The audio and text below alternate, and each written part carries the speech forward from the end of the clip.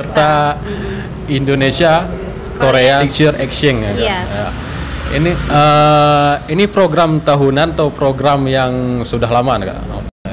Ini program tahunan ya. Jadi setiap tahun itu memang ada program Indonesian Korean Teacher Exchange. Berhubung ayah tentara dan paman saya GAM ya. Lengkap jadi kan Kak? Lengkap ya. Ayah saya tentara dan paman saya GAM. Itu paman saya ya dikenal dengan sebutan Ahmad Kandang ya. Bismillahirrahmanirrahim. Assalamualaikum warahmatullahi wabarakatuh. Alhamdulillahirabbil alamin. Allahumma shalli ala sayyidina Muhammad wa ala alihi wa sahbihi ajmain, amma ba'd. Alhamdulillah, pada malam ini kita kedatangan seorang peserta Kak ya. Iya, Peserta Indonesia Korean Exchange. Teacher Exchange ya. Iya. Ya. Ini program tahunan atau program yang sudah lama Kak? Ini program tahunan ya. Jadi setiap tahun itu memang ada program Indonesian Korean Teacher Exchange. Cuman setiap tahun itu beda-beda provinsi. Oke Ya. Kak, oke Kak. Stop dulu Kak. Nanti kita lanjutkan masalah IET itu apa exchange-nya itu.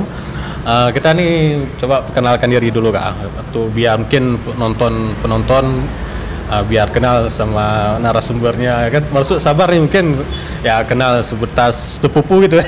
Kakak dulu sekolahnya dari Kutacane ya Kak? Di Kutacane itu perasaan sabar dulu ada tinggal di Sukun lah. Ini gimana Kak perjalanan pendidikan kakak nih?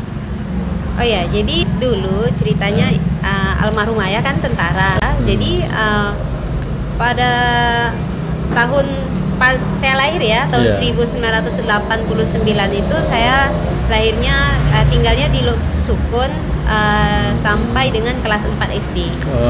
Jadi waktu kelas 4 SD itu kan konflik ya, di Aceh ini konflik.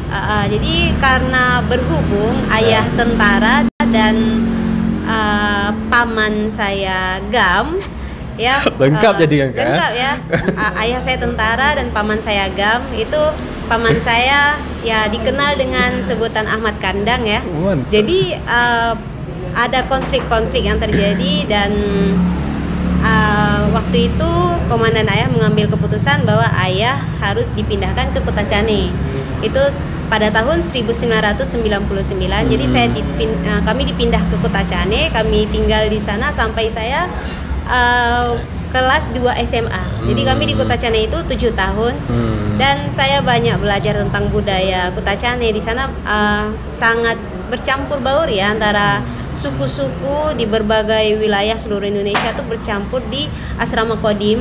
Ya di situ banyak sekali suku-suku, ada Aceh, Alas, Gayo, Batak, Jawa, dan banyak sekali suku-suku lainnya. Di situ saya belajar tentang berbagai budaya sehingga saya sampai bisa bahasa Kutacane loh, bahasa Alas saya. Alhamdulillah saya bisa, baik itu secara pasif maupun aktif. Lalu dari kelas 2 SMA saya pindah ke Lok Kota Luk Semawe. Pada kelas 2 SMA waktu itu saya masuk ke SMA Negeri 1 Lok Semawe dan setelah tamat di SMA Negeri 1, jadi saya pas 2 tahun itu setelah tamat saya melanjutkan studi ke Banda Aceh di UIN Araniri, Banda Aceh, jurusan pendidikan bahasa Inggris. Setelah itu saya balik ke Lok Semawe. Begitu perjalanan. Oke. Tentang organisasi nih Kak, di sekolah ada ikut organisasi apa aja nih Kak? Sehingga kelihatannya kakak sih lebih berani gitu ya, lebih nampak leadernya gitu. Jadi cerita organisasi, kalau di sekolah saya memang aktif dalam membantu waka kurikulum ya, bisa disebut dengan staff kurikulum. Kalau organisasi yang membentuk leadernya itu, karakter saya itu berawal pada saat saya mengikuti kegiatan program pendidikan guru penggerak. Itu pada tahun 2022 saya mengikuti kegiatan pendidikan guru penggerak angkatan 6 di Kota Lok Semawe. Dan pada saat itu pendidikan guru penggerak angkatan 6 ini memang adalah angkatan pertama guru penggerak di Kota Lok Semawe. Di Lok Semawe yang pertama, di lainnya? Di Lok Semawe, kalau daerah lain itu sudah duluan ya. Kebetulan waktu itu saya mengikuti pendidikan guru penggerak itu sekalian dengan pendidikan profesi guru. Jadi saya kalau bahasanya ya PPG sekalian dengan CGP. Jadi pada tahun 2022 September saya mengikuti PPG dan CGP itu sekalian. Jadi disitulah karakter saya dibentuk. Memang betul-betul saya dari pagi itu saya Zoom sampai dengan asar. Setelah asar saya lanjut ikut ruang kolaborasi bersama guru penggerak dan saya merasakan banyak kaitan ya, banyak kaitan antara pendidikan guru penggerak dengan pendidikan profesi guru, sehingga saya bisa mengaitkan keduanya. Dan alhamdulillah setelah menjadi guru penggerak saya bisa melakukan sedikitlah perubahan untuk pendidikan di Kota Lok Semawe khususnya. Berarti waktu pendidikan, waktu SMA, kuliah tuh nggak ada ikut organisasi kan? Oh, waktu di kuliah saya cuman ikut organisasi karate, itu cuman ya tidak ada organisasi yang terlalu fokus. Itu ikut karate cuman pingin olahraga aja, pingin main-main gitu kan. Enak lah olahraga sekalian ada organisasi di kampus ya. Prestasi-prestasi yang kakak raih ini, salah satunya seperti yang kak sebutkan tadi karate ya kan, juara 1 karate se-Aceh kalau nggak salah ya kan. Itu tingkat Sumatera. Juara 2 waktu itu. Itu tingkat Sumatera juara 2-nya. Tingkat Sumatera juara 2. Waktu itu saya masih sekolahan di Sabang. Piala Wali Kota Sabang. Waktu itu kami pergi dari mewakili Unima. Tapi saya waktu itu masih SMA. SMA tapi bawa nama Unima. Tapi nanti waktu tandingnya itu kan sesuai umur dan sesuai dengan berat badan itu. Dan waktu kuliah juga pernah juga ikut membawa nama kampus, piala apa ya, saya lupa juga sih. Wadokai, piala Wadokai di Banda Aceh itu saya dapat juara 3. Kan kakak udah mendalami bela diri ini kak. Ada nggak momen-momen yang kita memanfaatkan bela diri ini? Sebenarnya karena alhamdulillah ya Aceh aman, jadi tidak pernah ada kejadian apa-apa di depan saya. Jadi hal yang saya pelajari dari bela diri ini itu adalah rasa percaya diri yang tinggi. Jadi saya merasa lebih pede ya, lebih pede itu, lebih merasa gimana ya? Ya alhamdulillah saya menjadi lebih berani untuk tampil ke depan. Jika ada momen-momen gitu ya, saya jadi rasanya ya sudah biasa aja, karena kita memang di bela diri itu kita diajarkan tentang bagaimana cara kita percaya pada diri sendiri dan menjadi lebih percaya diri ya. Ada juga kak juara lomba inovasi daerah, itu gimana ceritanya kak? Itu ada seperti apa ya, banyak batu-batu yang sudah terurut sehingga saya hanya perlu untuk menapakinya sangat ya, karena intinya kita mulai aja dulu. Jadi waktu saat saya PPG itu kami kan guru kalau mau ngajar itu harus ada media pembelajaran. Jadi media pembelajaran, saya guru bahasa Inggris nih. Jadi waktu mau praktek mengajar saya harus ada media pembelajaran. Jadi saya harus mempersiapkan video pembelajaran untuk membantu murid saya lebih paham ya materi waktu itu. Jadi saya berpikir bagaimana kalau saya mencoba membuat sebuah video tentang materi dengan menggunakan animasi. Waktu itu saya menggunakan aplikasi CapCut, Canva dan Plotagon. Jadi 3 aplikasi ini memang the best lah ya. Kalau untuk editing video alhamdulillah luar biasa bagus dan gratis ya. Jadi waktu itu saya mencoba membuat beberapa video tentang The Name of Animal, dan ada beberapa video lain yang membantu saya. Ternyata dosen saya itu terkejut, nanya, "Santi, ini video dari mana? Kok pas banget ya sama sama materi kamu?" Ya, jadi dosen saya tanya. Jadi saya jawab, "Ya, Pak, ini saya bawa sendiri," gitu kan. Tadi dosen saya bilang, "Betul kamu bawa sendiri? Nggak ada bantuan siapa-siapa?" "Enggak, saya memang bawa sendiri." Waktu itu pas saya ada laptop, mendukung lah ya. Itu belajarnya gimana kak? Otodidak? Otodidak, ya. Saya belajar otodidak. Saya belajar aplikasi CapCut. Itu yang ngajarin saya anak murid tuh, yang memperkenalkan pertama kali, Bu, ini aplikasi bagus. Ya udah saya pelajari otodidak.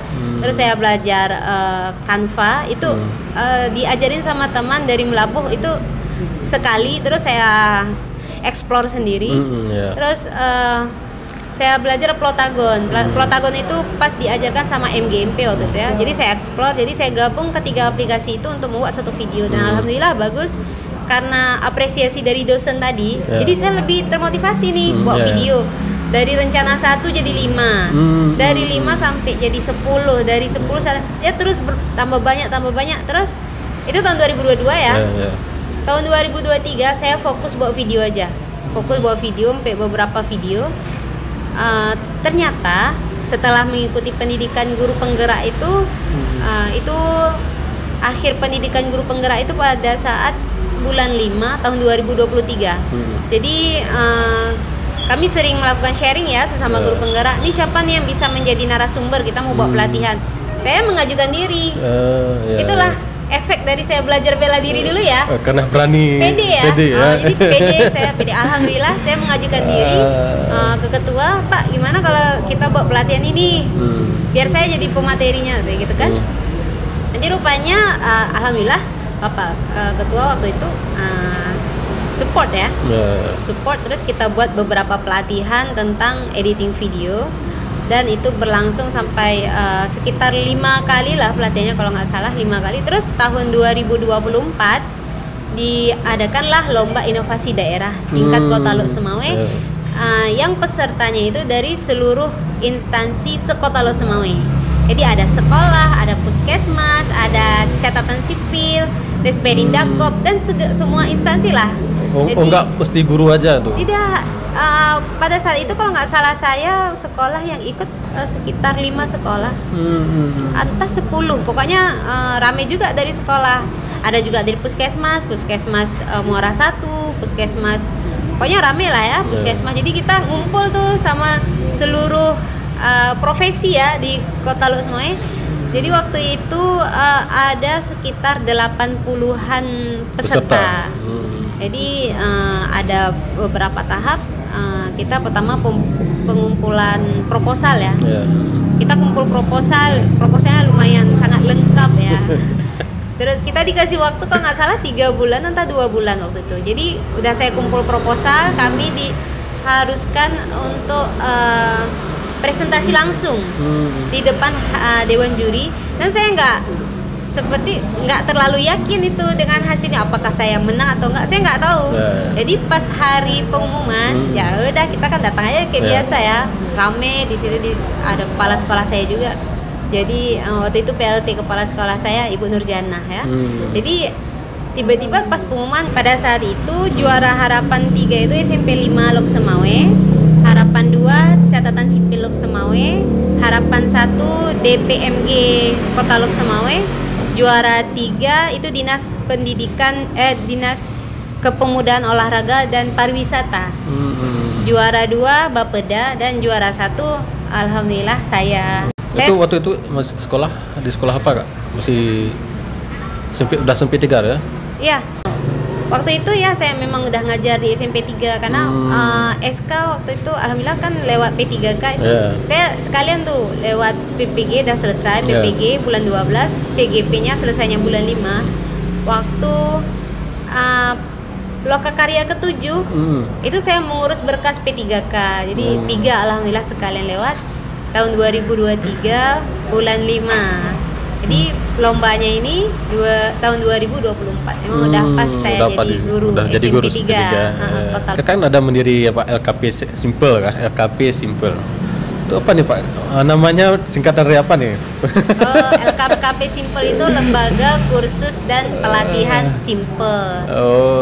Itu sebenarnya niat kami, saya dan suami itu simple itu artinya mudah ya, gampang. Kita bergerak fokusnya di bidang pendidikan, pemberian kursus bahasa Inggris, matematika, membaca dan bahasa Arab untuk anak-anak di sekitar tempat tinggal kita. Jadi lembaga yang saya dan suami bangun ini udah ada sejak 2013. Ini ide siapa Kak pertama? Ide Kakak apa ide suami nih? Sebenarnya ini ide suami sih. Jadi awalnya itu suami yang buka tahun 2012 dan saya mendaftar jadi tentor di situ. Dan ternyata kami berjodoh dan kami menikah.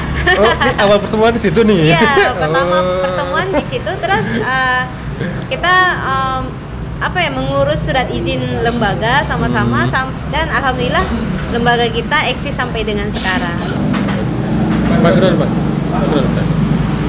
Oh, tiba-tiba ada kopi. Kita masuk ke IKT-nya Kak. Sabar sempat baca juga di website Kemendikbud ya. Iya. Sempat baca juga. Tapi di situ nggak dibuat Aceh ya, adalah salah satu provinsi yang ada di tahun 2025 ini. Tapi kok bisa Kakak nih jadi perwakilan dari Aceh? Oh, itu mungkin yang awal ya. Ada revisi, kemudian akhirnya terpilih 15 provinsi dan alhamdulillah Aceh termasuk ke provinsi itu. Dan dari sejak pertama dimulainya IKTE itu kalau nggak salah itu tahun berapa ya? Tahun 2013 ya. Aceh belum pernah dijadikan salah satu kandidat untuk mengikuti program. Jadi pertama sekali saya dapat berita IKTE ini tahun 2017.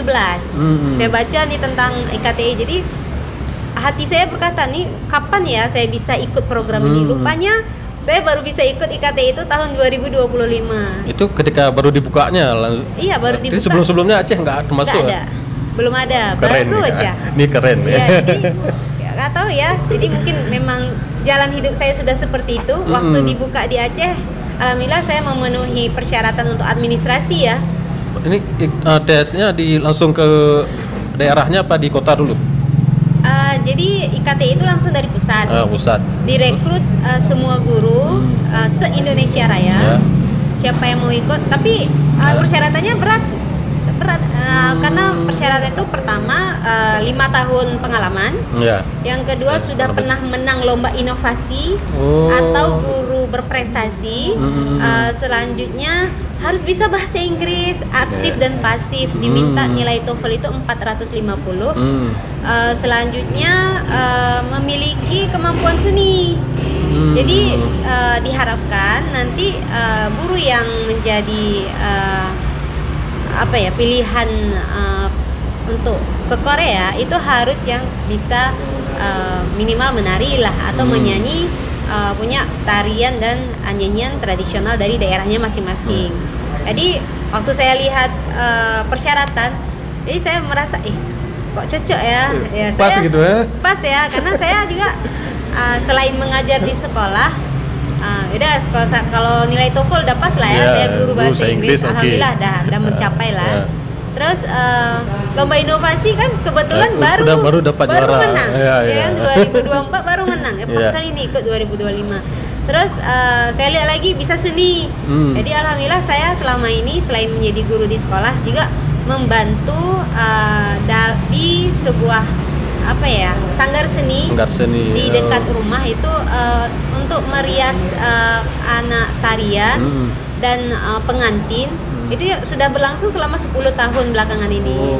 Jadi alhamdulillah saya sudah ada kemampuan untuk budaya Aceh ya. Alhamdulillah saya juga dari kecil tuh udah dimasukin sanggar sama mama dulu, sama orang tua. Udah ada basicnya nih. Udah ada basic, alhamdulillah udah ada basic. Dari kelas 3 SD saya dimasukkan sanggar tari. SMP juga saya ikut tarian. Di SD juga. Terus di SMA saya juga narinya itu tapi tarian adat alas, adat Kutacane. Jadi saya ada nari belum mesusun, saya ada ikut tari landok karo, saya ada ikut tari tortor, saya ada ikut tari belum mesusun. Belum mesusun itu sama dengan ranuk lampuan kita.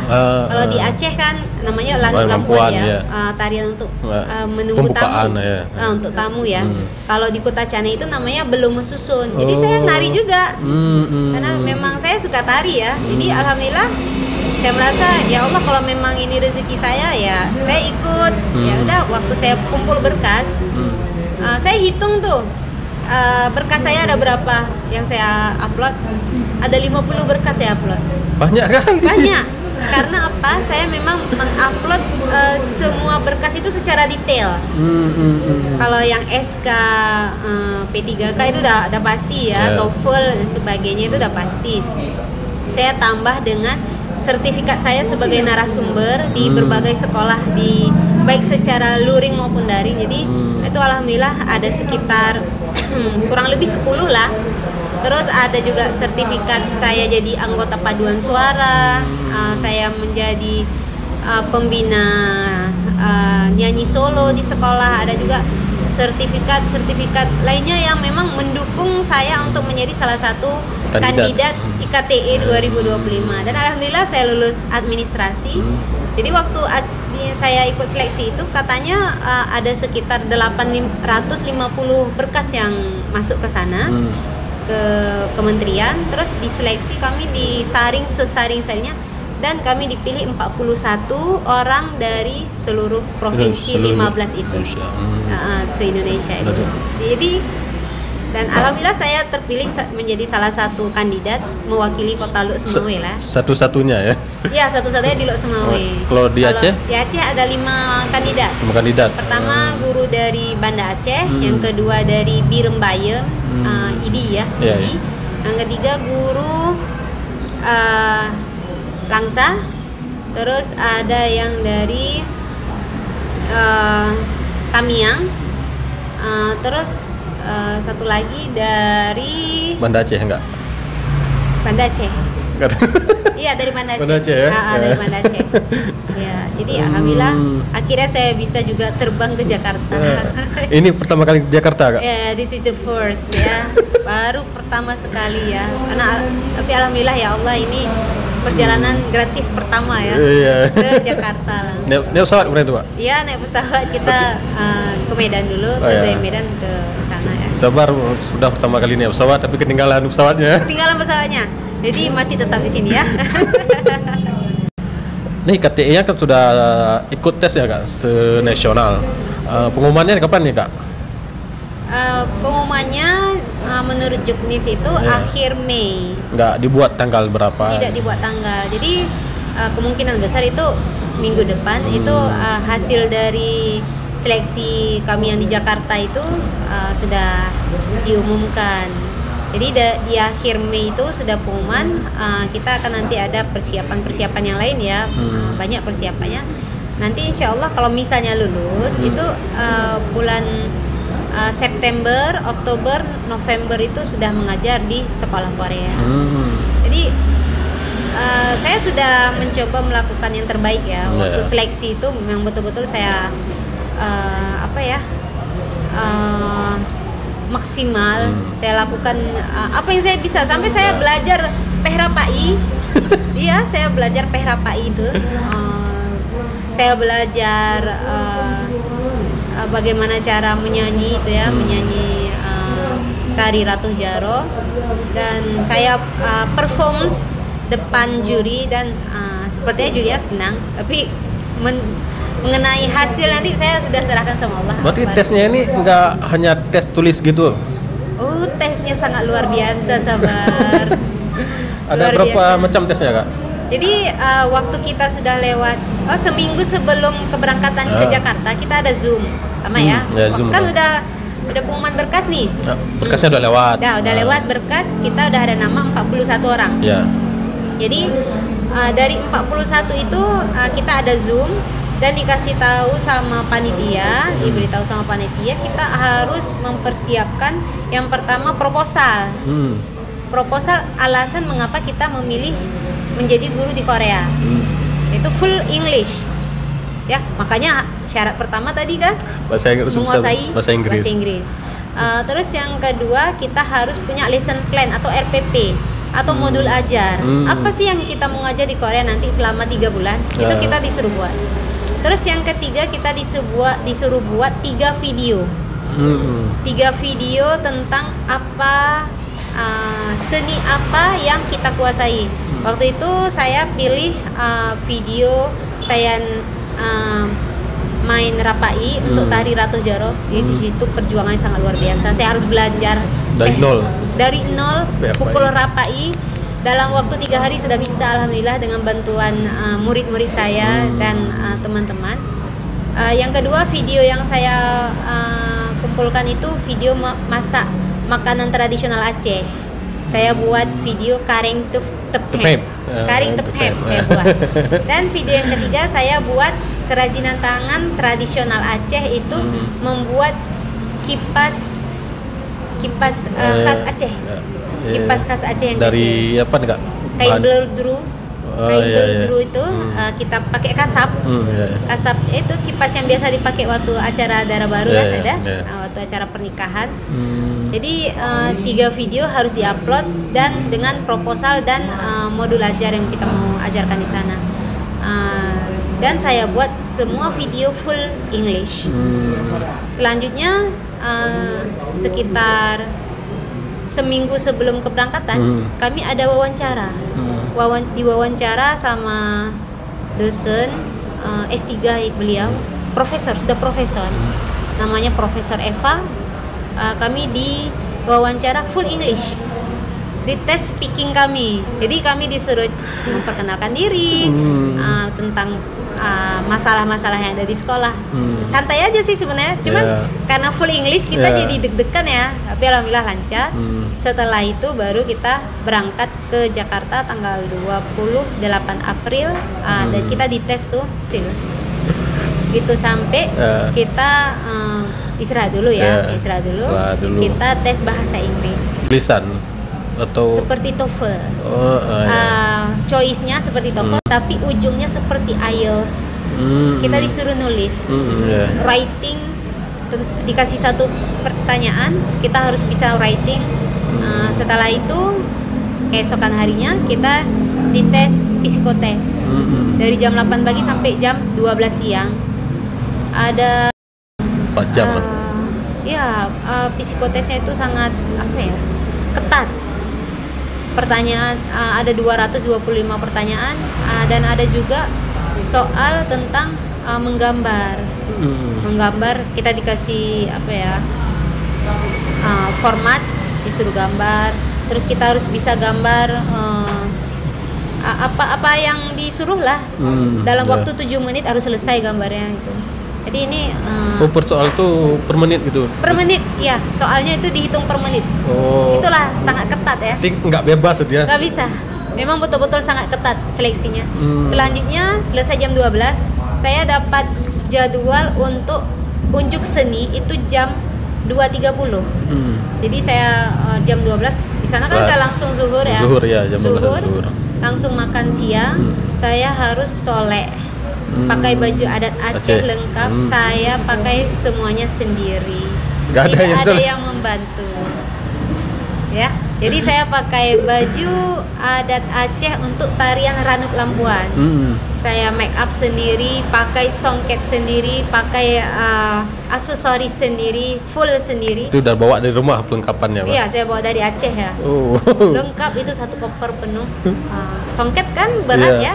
Ada manik-maniknya. Itu nggak dipersalahkan di pesawat? Tidak, alhamdulillah enggak.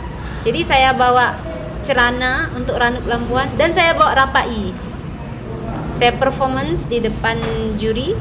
Langsung saya pertama performance-nya rapai ya, main rapai, saya nyanyi di depan juri. Di kakak rapai sendiri ya, kakak nyanyi, sendiri, nari juga. Nari sendiri.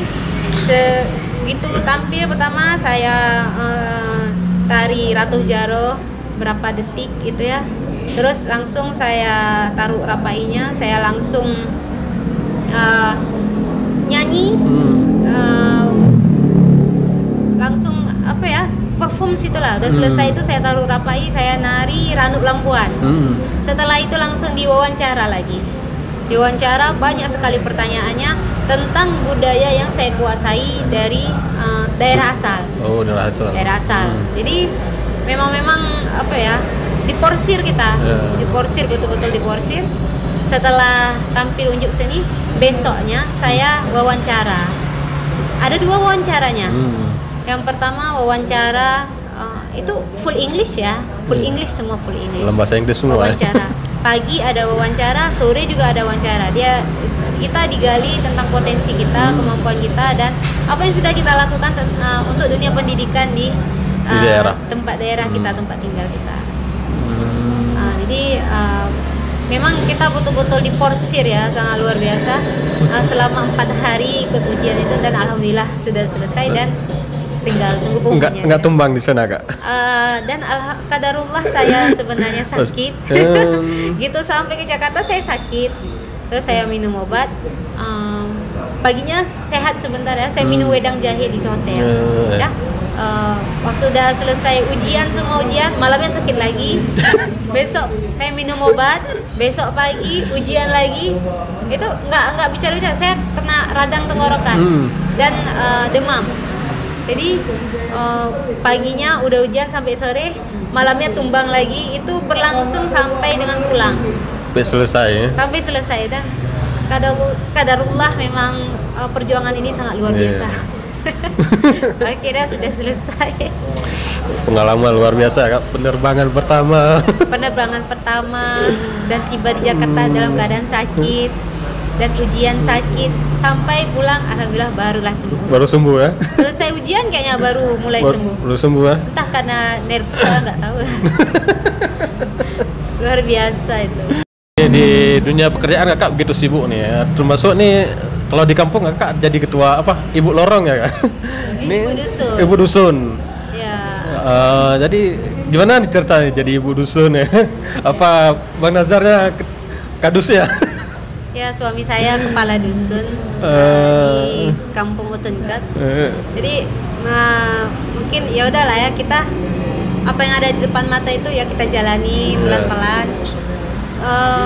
Memang kalau kita pikir nggak sanggup, tapi waktu kita jalankan itu alhamdulillah semua lancar.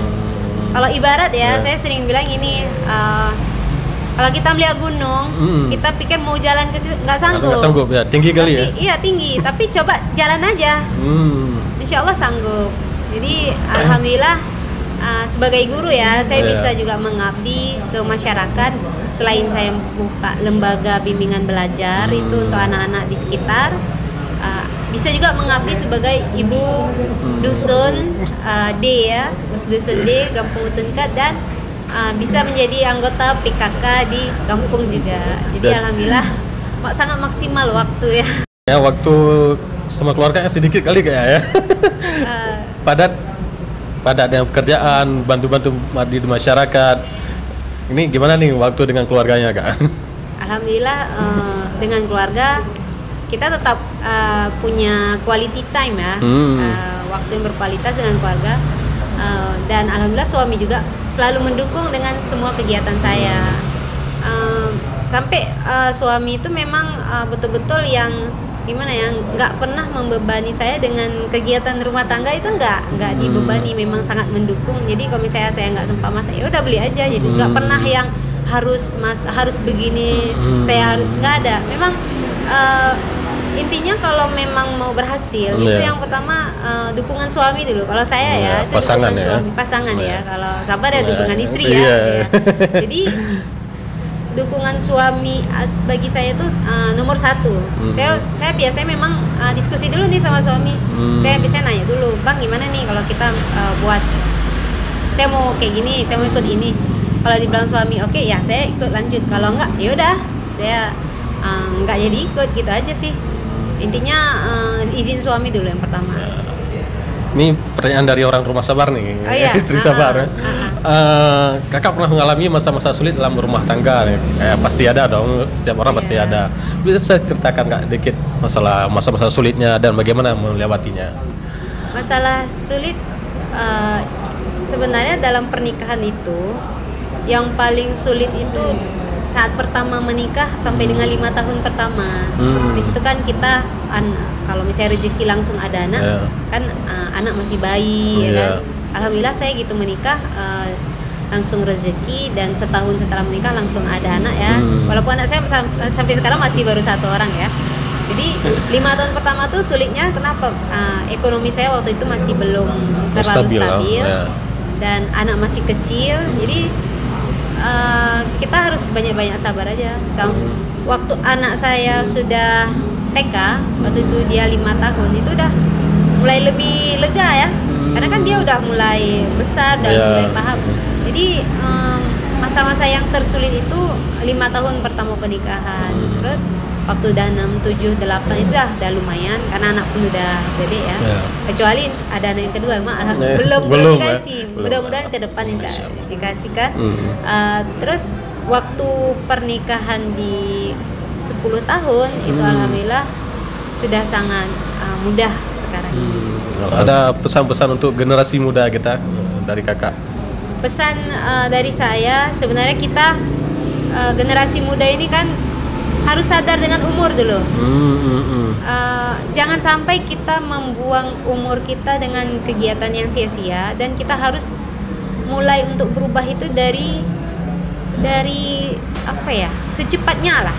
Kita harus mencoba untuk berubah secepatnya, karena jika kita menunda-nunda, kesuksesan itu tidak akan pernah datang.